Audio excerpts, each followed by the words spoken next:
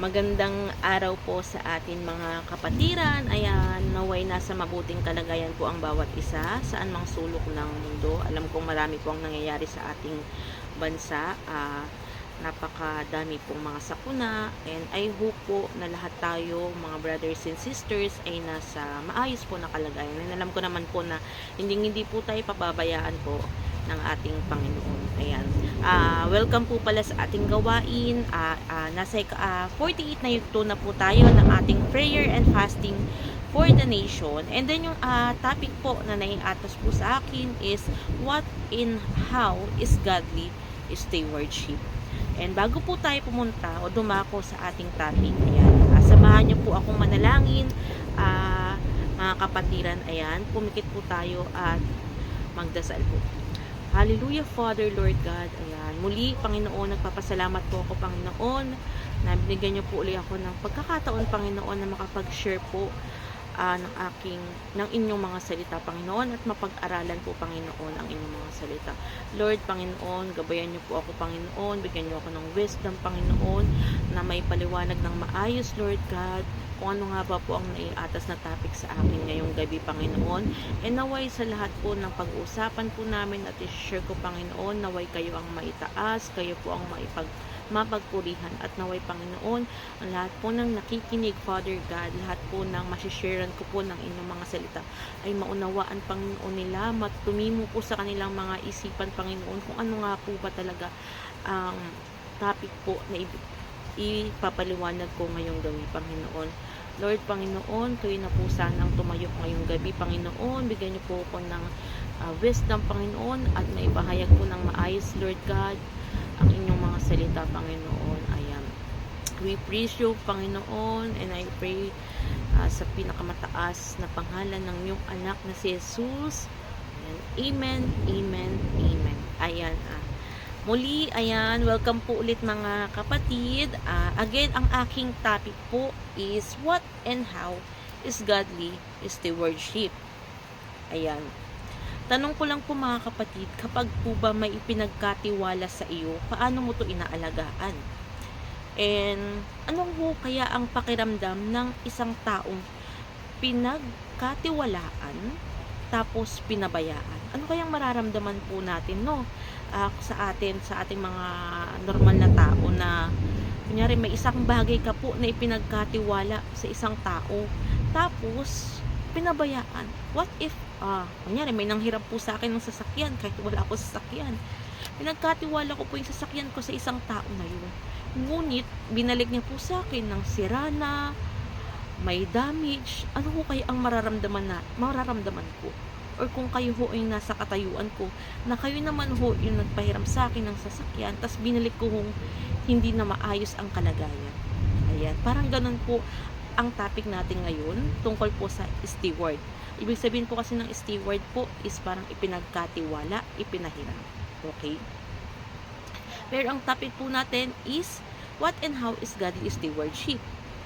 Ito is topic para po sa ating Lord God. Ayan. Ito po is, ang sabi po kasi dito, lahat po ng mayroon tayo ay ipinagkatiwala po sa atin ng Lord. Ibig sabihin, lahat po ng mayroon tayo is hindi po pala sa atin.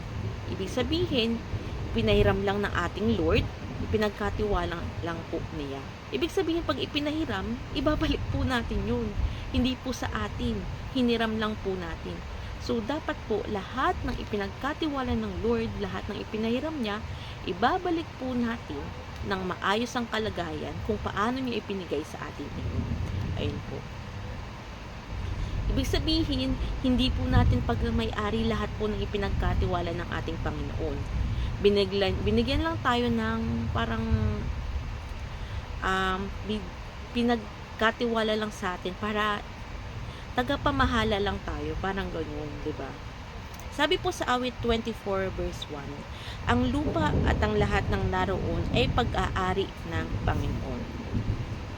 Yes po, lahat ng narito sa lupa, lahat ay galing sa ating Panginoon. Ultimong alikabok, yan, sa Lord galing yan. Yan, buhay, yung oras po natin, our talent, even our money. Ari-arian po natin kalikasan.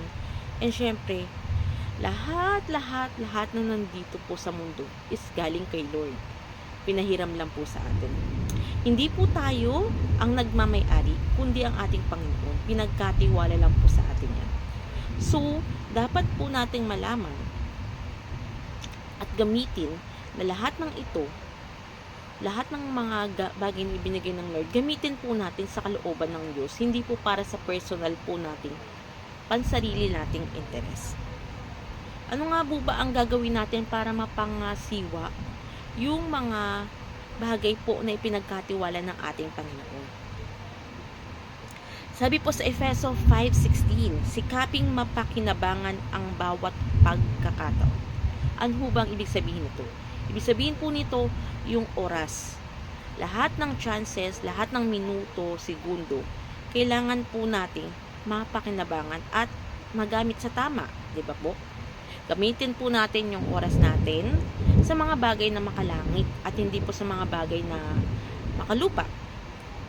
Tapos maglaan po tayo ng oras sa prayer like po na sinabi ko, gamitin po natin sa mga bagay na makalangit. Kung meron po kayong mga oras po, magbasa ng Bible. And then of course, kung mas marami kayong time, pwede po tayong maglingkod sa Diyos, di ba po? Maging manggagawa po tayo ng ating Panginoon. And next po, bukod sa oras, paano po natin mapapangasiwa yung ating yung pinagkatiwala sa atin ng Lord is yung mga talento at gifts na meron tayo na ibinigay ng Lord. Hindi po lahat mayroong talents, 'di ba po?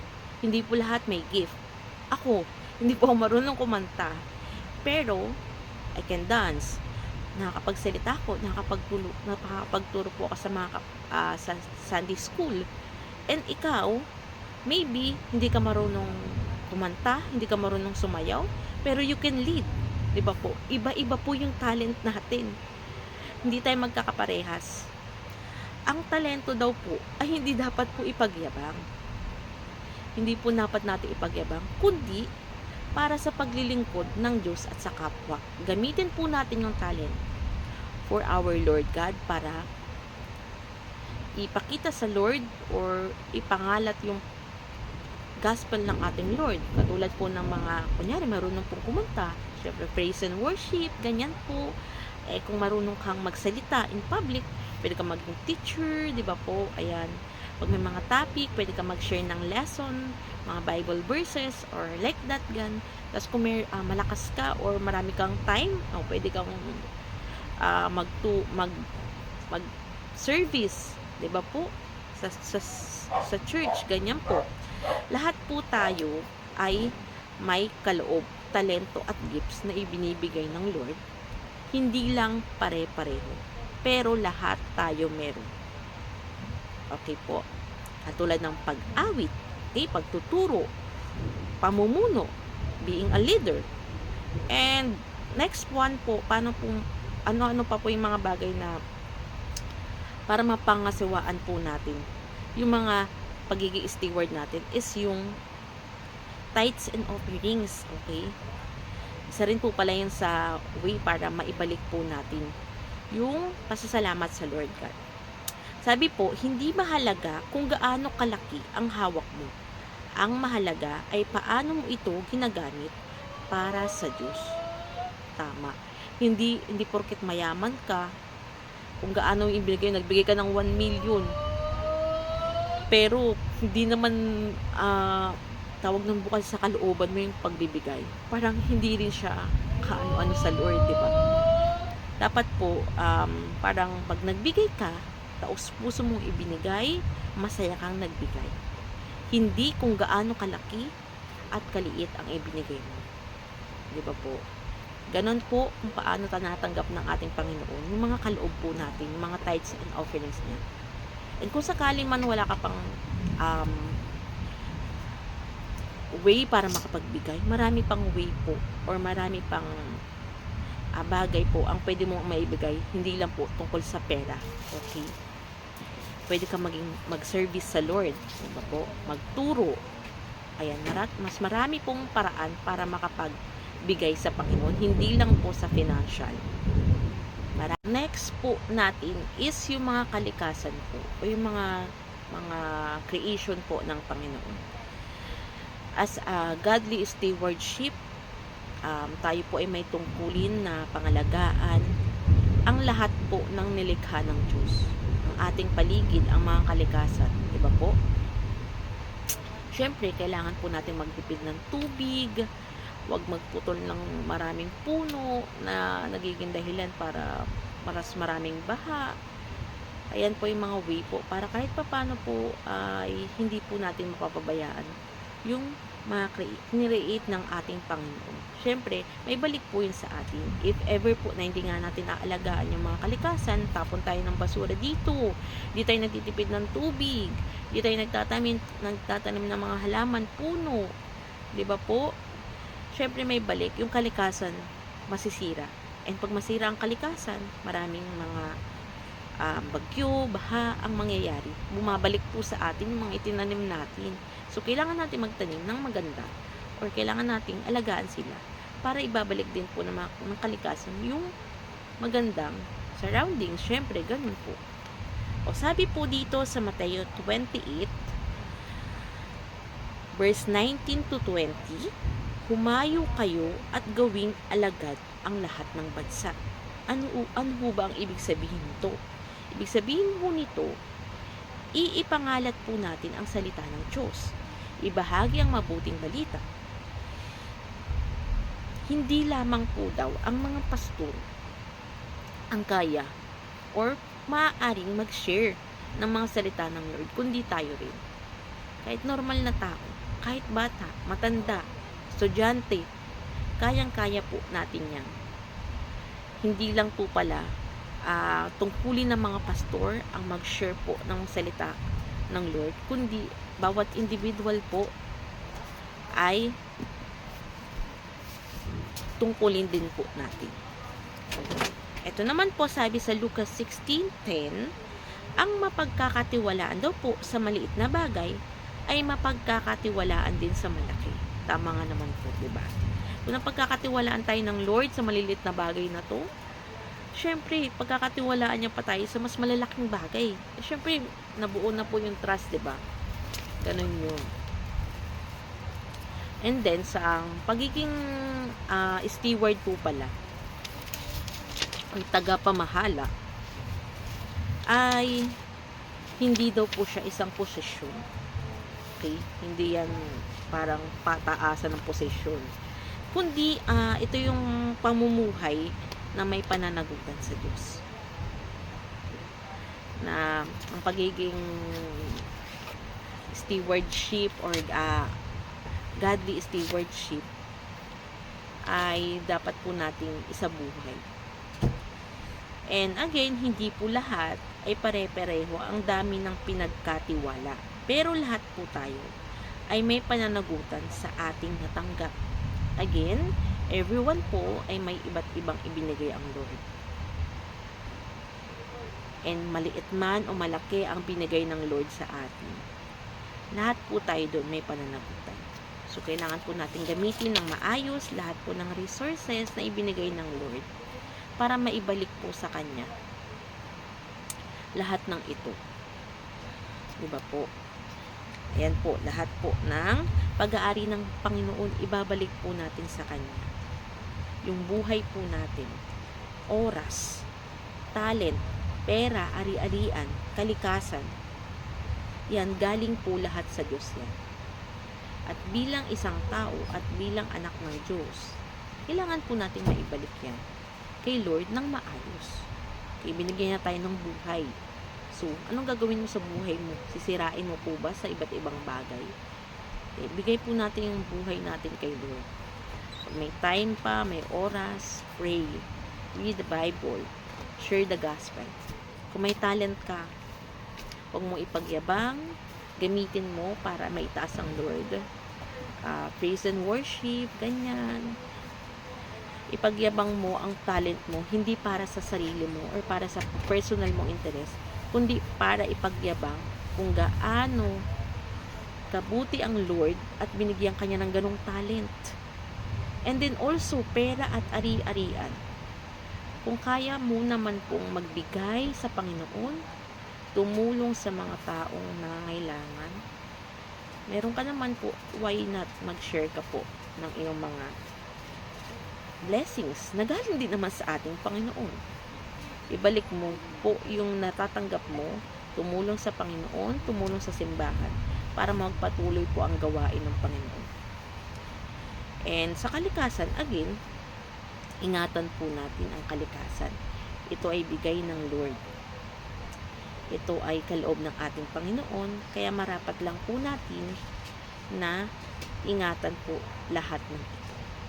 Ayan, muli, sana ay po, mga kapatid, ay malaman po natin na lahat po ng meron tayo sa kasalukuyan, lahat po ng meron tayo dito sa mundo, ay pansamantala lamang.